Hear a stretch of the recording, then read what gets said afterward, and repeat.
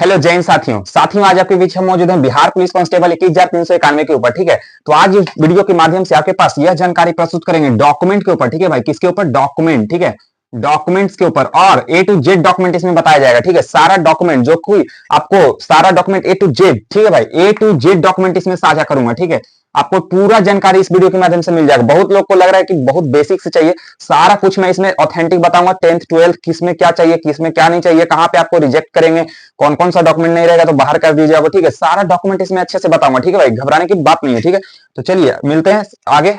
सबसे पहले इधर चलते हैं। ठीक है भाई, इधर से आपको साफ दिखेगा। ठीक है, तो चलिए आधार कार्ड सबसे पहले, बिना टाइम वेस्ट किए मैंने सारा डॉक्यूमेंट सीक्वेंस से बता रहा हूं। ठीक है, जो जो जैसे जैसे मैं बता रहा हूं सिर्फ वैसे वैसे आप लोग फॉलो करो। ठीक है, सबसे पहले आपको आधार कार्ड, ठीक है भाई, आधार कार्ड आपको लगेगा जो कि ओरिजिनल। ठीक है, जो जो बता रहा हूं ध्यान से सुनना, बाद में नहीं बोलना। ठीक है भाई, ओरिजिनल आधार कार्ड, एक ओरिजिनल। ठीक है, जो कि आप और दो फोटोकॉपी। ठीक है, एक ओरिजिनल दो फोटोकॉपी। फिर मैट्रिक का डीओबी, मैट्रिक का डीओबी कहने का मतलब ये है भाई कि जैसे कि आपका वो जन्म तिथि, मतलब आपका एज कहां से वो देखेंगे, आपका एज वो आधार कार्ड से नहीं मेजर करेंगे, आपका एज वो मैट्रिक का डॉक्यूमेंट से देखेंगे। मैट्रिक का जो सर्टिफिकेट या फिर मार्कशीट है उसमें अगर आपका डेट ऑफ बर्थ लिखा हुआ है तो उसी से वो काउंट करेंगे, ना कि आपका आधार कार्ड से डेट ऑफ बर्थ काउंट किया जाएगा। ठीक है, आपका डेट ऑफ बर्थ मतलब जन्म तिथि, आपका जो एज काउंट किया जाएगा वो आपका मैट्रिक का आपका जो सर्टिफिकेट ओरिजिनल होगा या फिर आपका मार्कशीट होगा जिसमें आपका अंक और लिखा रहता है, ठीक है, मार्क्स लिखा रहता है, उससे आपका काउंट किया जाएगा। इसलिए यहाँ पे डेट ऑफ बर्थ लिख दिया हूं ब्रैकेट में, ताकि आपका मैट्रिक का ओरिजिनल सर्टिफिकेट चाहिए और उसका दो फोटोकॉपी चाहिए। ठीक है,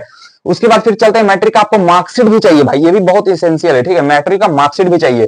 ठीक है, उसके बाद चलते हैं इंटरमीडिएट आपका चलेगा सर्टिफिकेट, इंटरमीडिएट सर्टिफिकेट नहीं है तो आपको प्रोविजनल चल जाएगा। ठीक है भाई, उसके बाद फिर चलते हैं इंटरमीडिएट का मार्कशीट, इंटरमीडिएट का मार्कशीट भी आपको चाहिए। ठीक है, उसके बाद फिर कास्ट, यहां तक मैंने जो जो बताया सारा कैटेगरी के लिए वैलिड है। ठीक है, सारा कैटेगरी के लिए वैलिड, ठीक है, ऑल कैटेगरी के लिए वैलिड है। ठीक है भाई, ऑल कैटेगरी के लिए वैलिड है। और इधर नोट में आपको मैं बता देना चाहूंगा, नोट में, इधर नोट में आप लोग ध्यान रखना, all original copy, all original document. ठीक है भाई, all original document and each two copy, each two copies, इसको नोट में आप लोग साइड में नोट डाउन कर लेना। ठीक है, इसका मतलब ये कहने का है सारा का ओरिजिनल डॉक्यूमेंट, और सारा का original document and each two copy, इसका मतलब कहने का मतलब है कि सारा का ओरिजिनल डॉक्यूमेंट जो जो बताया हूं सारा का ओरिजिनल डॉक्यूमेंट आपको चाहिए। ठीक है, उसके बाद फिर सारा का दो दो फोटो कॉपी चाहिए। ध्यान से सुन लो भाई, सारा का दो दो फोटो कॉपी, सारा का दो दो फोटो कॉपी और सारा का ओरिजिनल। ठीक है भाई, उसके बाद फिर एससी एसटी का कास्ट सर्टिफिकेट चाहिए, एससी एसटी का कास्ट सर्टिफिकेट और रेसिडेंस। ठीक है भाई, जाति प्रमाण पत्र, और आपको चाहिए मूल निवास या फिर स्थायी निवास जिसको आप बोलते हो, ये चाहिए आपको। ठीक है,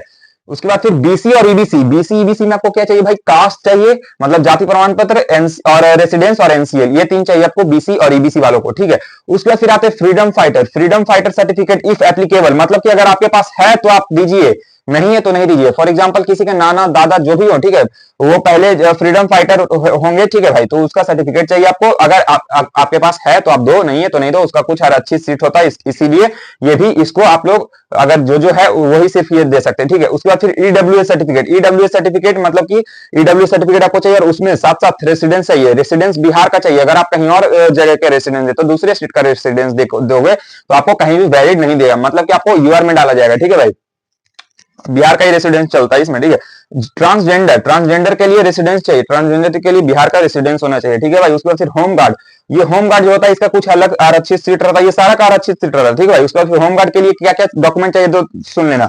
ट्रेनिंग सर्टिफिकेट चाहिए। ठीक है भाई, ट्रेनिंग सर्टिफिकेट, फिर आईडी कार्ड चाहिए और फिर रेसिडेंस चाहिए बिहार का। इतना आप दोगे तो आपको इसमें छूट मिल जाएगा। ठीक है भाई, ये सारा जो मैंने बताया, सारा जो जो बताया हूं सारा आपको चाहिए, आपको ओरिजिनल चाहिए, जैसे कि फिर से मैंने बता दिया, सारा ओरिजिनल चाहिए और दो दो फोटोकॉपी चाहिए। ठीक है, जो जो डॉक्यूमेंट बताया हूं सारा सीक्वेंस में बताया। और ये डेट ऑफ बर्थ के लिए आप लोग ध्यान देना भाई, अगर आपका कुछ फॉल्ट होगा तो अभी सुधरवा लो या फिर कुछ करवा लो। ठीक है भाई, एफिडेविट वगैरह बनवा लो अगर कुछ वैसा प्रॉब्लम है तो। बहुत लोग इसमें भी छटते हैं। ठीक है भाई, मैट्रिक का जो रहता है ना उसमें कुछ और रहता है, कहीं और कुछ और रहता है, लेकिन आपका इसी से आपका तुलना किया जाएगा, मैट्रिक का डॉक्यूमेंट से ही आपका तुलना किया जाएगा। 10th का जो मैट्रिक का सर्टिफिकेट होगा उसी से आपका तुलना किया जाएगा। ठीक है, तो वीडियो में मैंने सारा जानकारी आपको साझा कर दिया। इसके अलावा भी अगर आपको कोई डॉक्यूमेंट के ऊपर चाहिए, मतलब कि कहीं पे कंफ्यूजन है, आप कमेंट करना, मैं उसका रिप्लाई दे दूंगा। ठीक है, मिलते हैं अगले वीडियो में, तो के लिए जय हिंद।